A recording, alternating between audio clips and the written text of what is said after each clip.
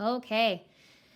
Next shading video number 2, we are going to now shade kind of the nose and mouth area, okay?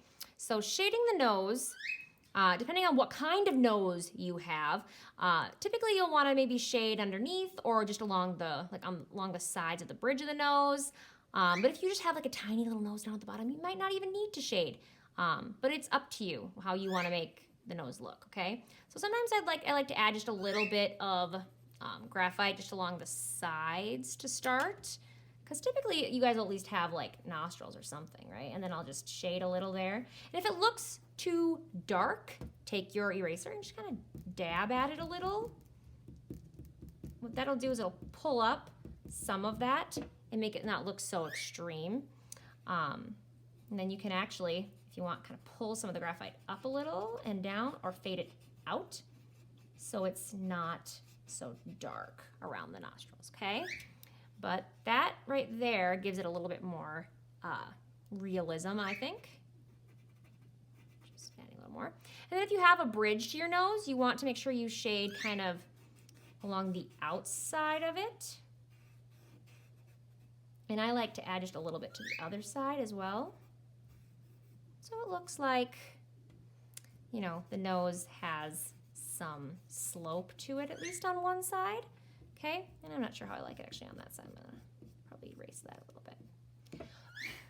Try not to brush the anything off. I like to take a paper towel sometimes and just very gently kind of brush it off. I don't like to use my hands because the oils smear, right? And as you're going, if you see marks or little places that look messy, either blow it off or just very lightly brush it off with a paper towel or Kleenex, okay? There we go. See, I like instinctively use my fingers sometimes too. I don't like to blend with my fingers. But you can if you'd like, all right? Then I'm gonna use any residual graphite on the tip there, and I'm gonna just shade on the dent here that we all have from our nose to our lip. We've got a little indent typically there. So I just draw a line going down from the nose to the lip with my either Q-tip, or you can take your pencil and just very lightly shade a little bit right in there and then blend it in if you don't have extra graphite on anything. Graphite is what's in the pencil, by the way.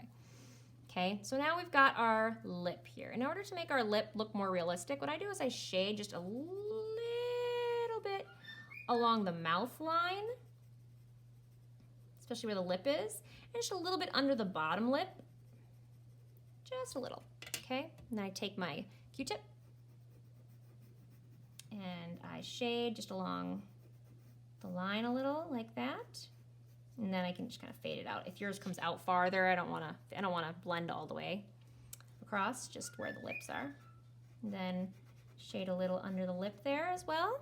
And I'm going to go back over with my pencil to redraw the line so that line still looks sharp. There is now some shading there. And I'm also going to shade now I'm noticing I want to shade a little bit on the top of the lip there, just to make it look more rounded. And then I'm going to add in lines back in there so the lines stay sharp, but they're also shaded. Okay. And I'm gonna add in these lines one more time, just go back over them, just to bolden them.